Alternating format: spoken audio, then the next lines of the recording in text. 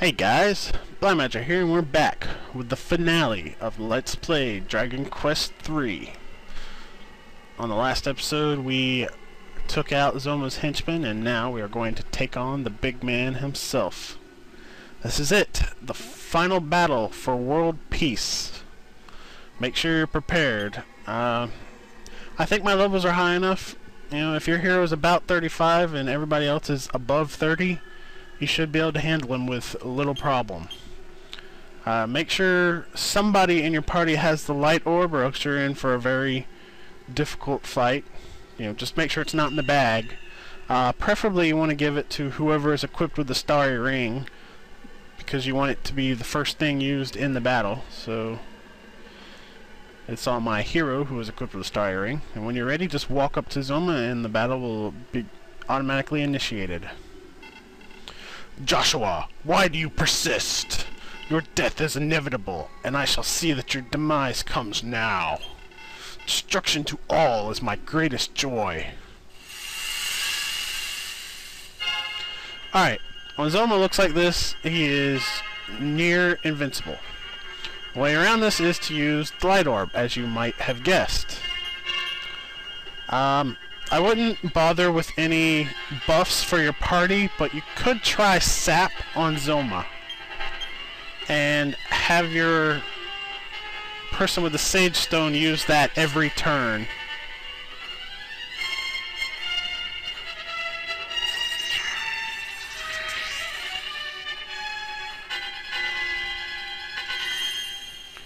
Now when you use the light orb,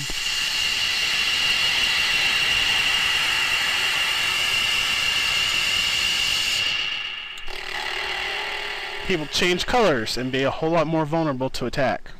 Mwahaha! You did know the means of removing my barrier, but it's futile. Now struggle and suffer in my arms. And the music changes. Now Sap works really well on Zoma, and I strongly suggest using it on him. I'm not sure if it needs to be cast once or twice. Probably once. Yeah, just once.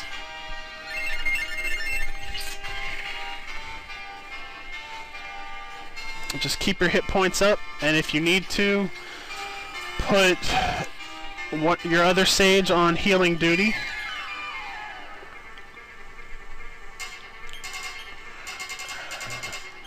And if things get really ugly, you can put both sages and your hero on healing duty.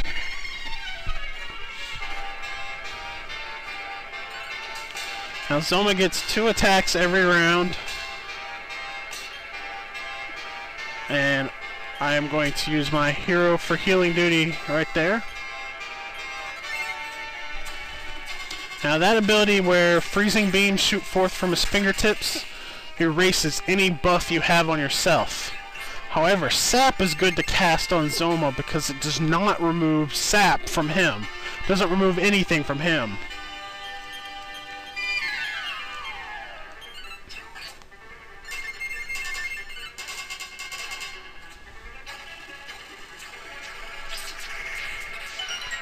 Now, if the Sage's Stone is more than enough to sustain your party from his attacks, then feel free to cast your more powerful attack spells with your second Sage.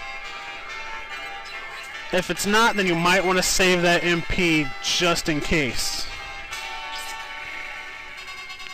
In my case, I could probably spare to use my more powerful spells, because my hero is definitely going to be my backup healer, because he's so much faster.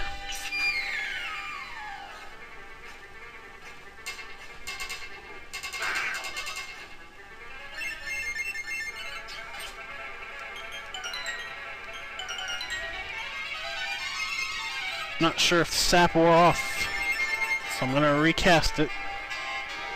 Yep. Just make sure you keep sap up on him. Unfortunately, this game doesn't tell you when it wears off, so you'll just have to kind of pay attention to your damage that you're dealing, I guess. But it's pretty easy to tell.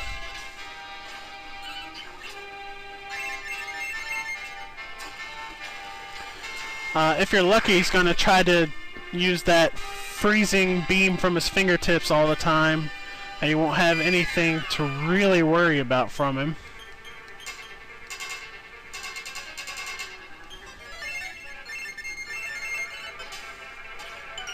Huh. I guess the freezing beam from his fingertip does actually remove the sap on him.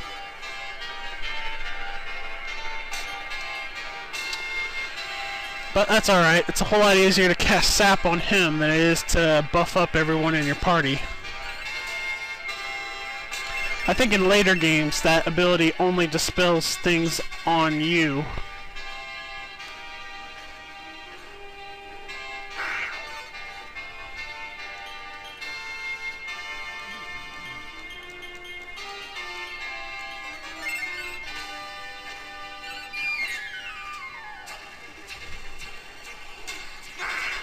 But if you can keep people alive and keep up the strategy, you should be alright.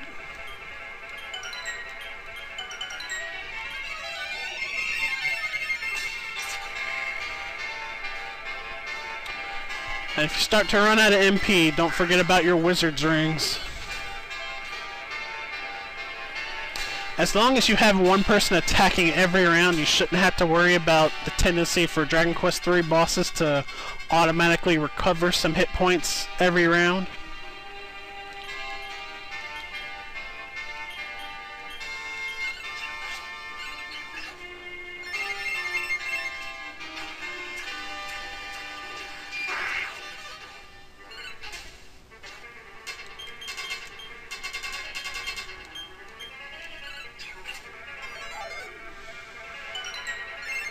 He really doesn't have too many attacks.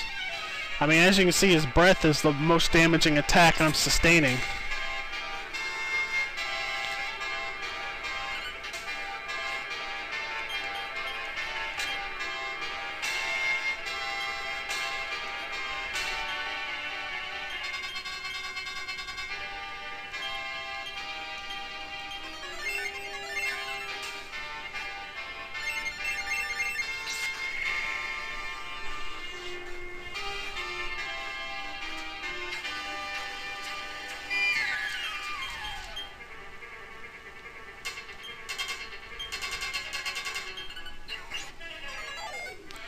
Shouldn't last too long.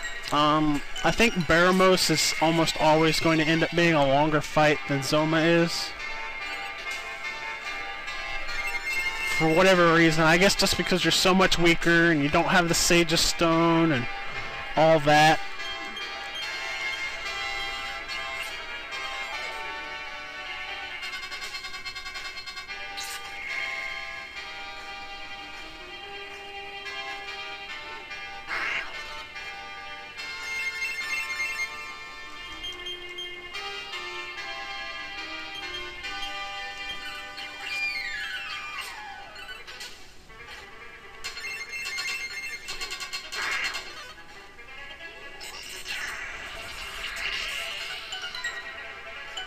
Snowstorm's actually not as bad as his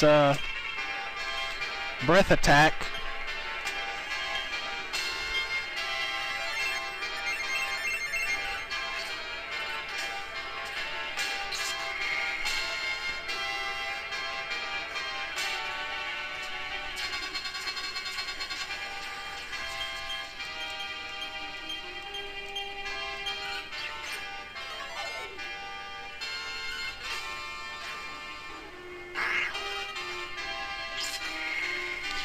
Oh, there goes my Sage Stone user.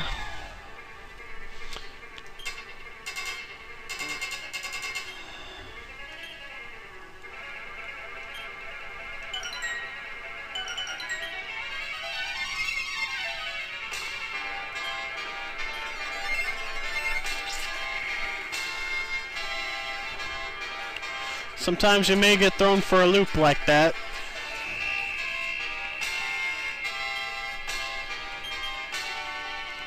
In which case, there's really nothing to do but try your best to recover. Although, from what I've seen, that's pretty rare for the situation to go bad like that. If you're appropriately leveled, that is.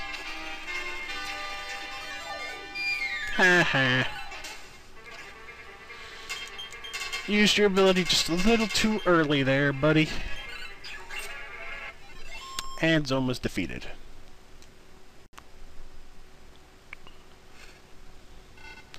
Joshua! No, you've...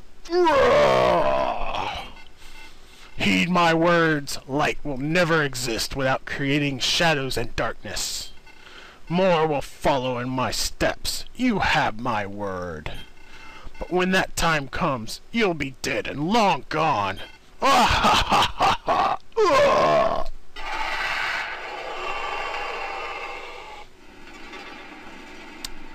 And Zoma is destroyed. Peace can now prevail in Alefgard. So let's get out of here. Oh no! Now, remember that scene in the cave I was telling you about? Well, this is the purpose it serves. The only purpose it serves. So this cave should look familiar. I'm kind of curious what happens if you don't open this chest and then beat Zoma. I wonder if it's still got a mimic in it and like you could die or something. That'd be interesting to find out. If anybody knows, feel free to post a video response or something to this video. But anyways, since Zoma's dead, there's no longer any monsters in this cave. The passage to that room is going to collapse behind us. And the cave will now more closely resemble to the way it is in Dragon Quest I.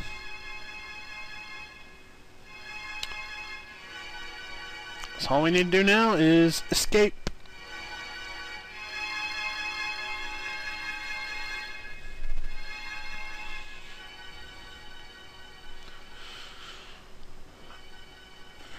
And head up the stairs.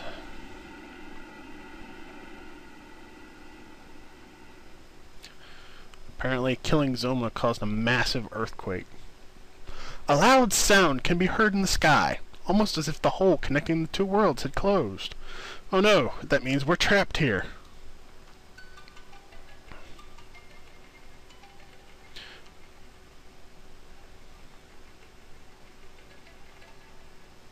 Oh wow, daylight has returned. Now, there's a few things I want to do before returning to the King of Lunatorm. Now, notice that our return list is only Alefgard locations.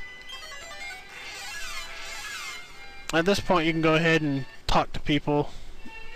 You know, see what people have to say about you. You've beaten the Archfiend? My goodness, I can see the light!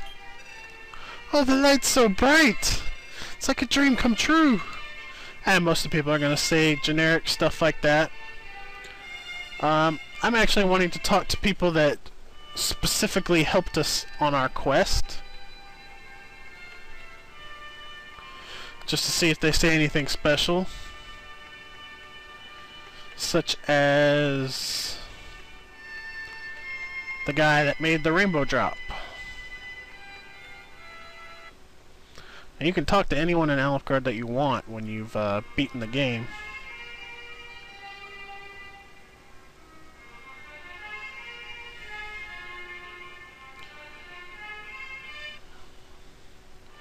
So we'll go ahead and talk to this guy, see what he has to say.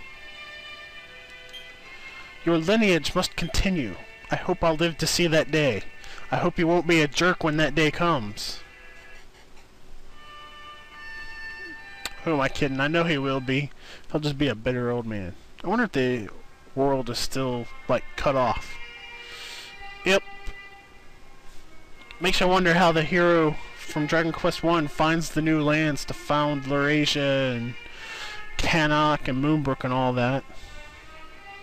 One thing to notice is that all the swamps are dried up.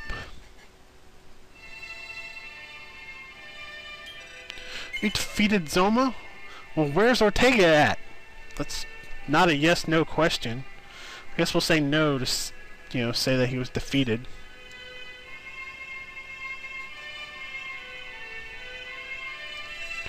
Thank you. I'll never forget you, Joshua. I hope we will meet again someday.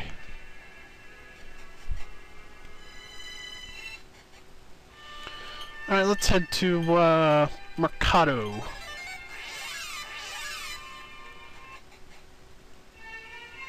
Talk to the bard Garen, who's hanging out at the inn. Hey, it's me, Garen. I've decided to return home. I'm going to write a heroic song about you. Alright, the bards are already singing about us. Let's see what the guy who's going to build the golem says. I thought I'd create Golem to protect the town, but we no longer need such a monster for protection. Peace has been restored. But I know you'll end up creating him anyway.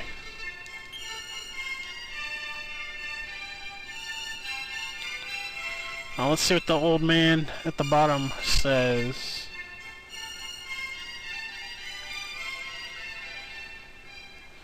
Now one thing to notice is that you won't actually take damage even if you don't cast Step Guard. Thanks to you, Alefgard is once again a land of radiance. It's a new beginning for us all. But how'd you manage to defeat Zoma?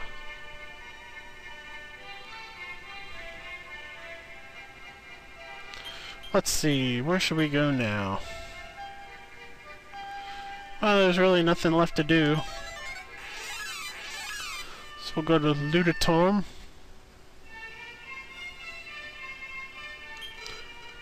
It's you, we've heard all about you. Zoma has been defeated. What kind of person are you? This is truly unbelievable.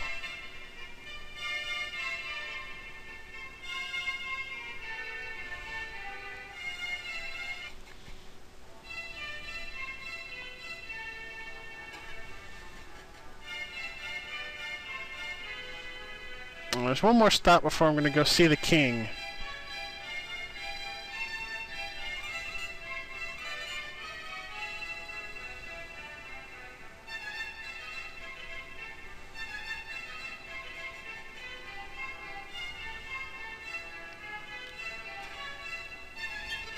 The dawn has finally arrived. Thank you for everything. By the way, is there anything I can do for you? That's... You come here to give me the Sunstone? Yes. My dream, it's coming true. Now that I've got my hands on the Sunstone, I'll protect it forever. Little Easter egg there for people who have played Dragon Quest 1.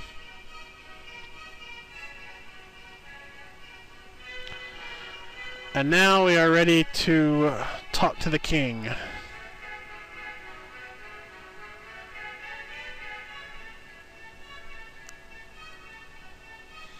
Oh wait, one more guy I want to talk to.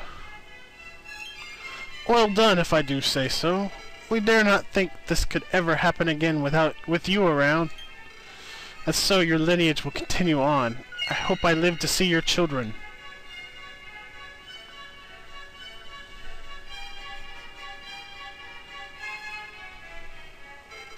Silence, everyone! Joshua, word of your victory has finally reached me. I've anxiously awaited your return.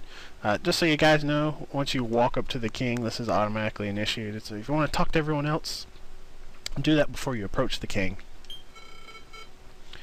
You've defeated Zoma and returned safely. You have my deepest gratitude. Due to your efforts, the light has returned to our world. However, when Zoma died, the hole that connected to the world above seems to have closed. This is now our world, and we will cherish it forever. It's all thanks to you, Joshua. You're a true hero. I shall now bestow upon you the title befitting a true hero, the title of Loto, bravest hero in all of Alefgard.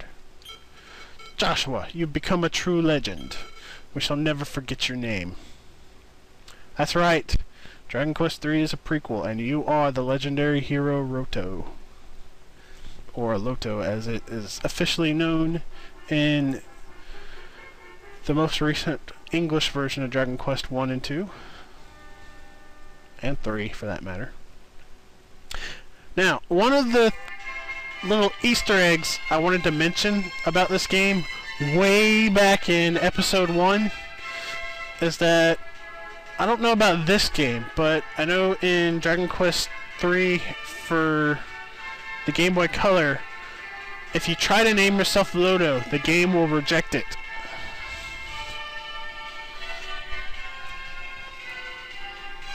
So anyways, here's the ending with the people of Lunatorm celebrating.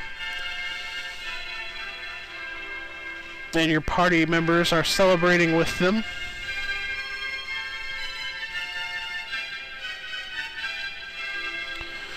And right there is the emblem of Lodo.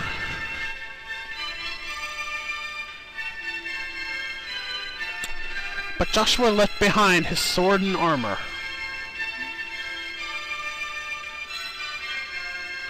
They'll be handed down through generations for use in time of need.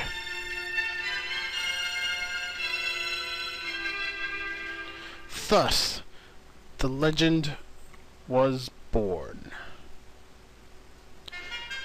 Now, I think that's actually what the game's subtitle would be. A legend born, I think, is what Dragon Quest III's subtitle is supposed to be. I was reading about all the, or I found a Wikipedia article about Dragon Quest and it listed that as its subtitle. I mean, there's never been a game released with that officially as its subtitle, but Dragon Quest II had one as well. I don't remember what it was.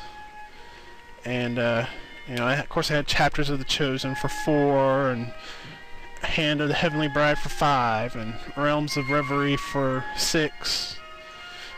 Journey of the Cursed King for 8, and Sentinels of the Starry Skies for 9. And I had for 7 listed Warriors of Eden, which that's another one that didn't have a subtitle officially. One thing I want to note is, for whatever reason, my emulator didn't display the first few lines. Right before it said, "but he left his sword behind," it basically said that Lodo, or that the hero departed during the celebrations, never to be seen again. And then it says, "but he left his sword and armor for future generations."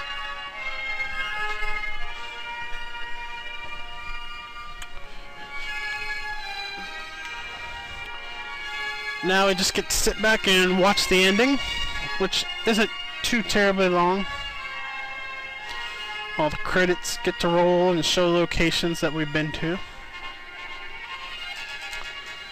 I guess I should thank some people. Thank Enix for making this game and remaking it into this awesome Super Famicom version. Thank DQ Translations and Dragon's Den for all the work that people at both those places have done to create an English version of this game.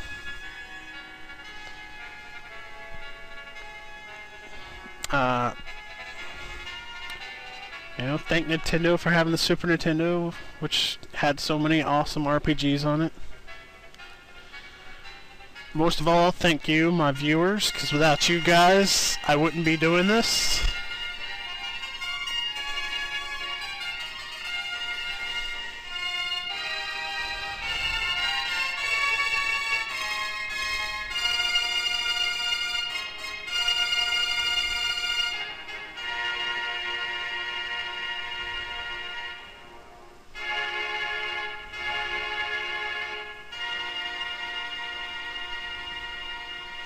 To be continued. 2. Dragon Quest 1 and 2.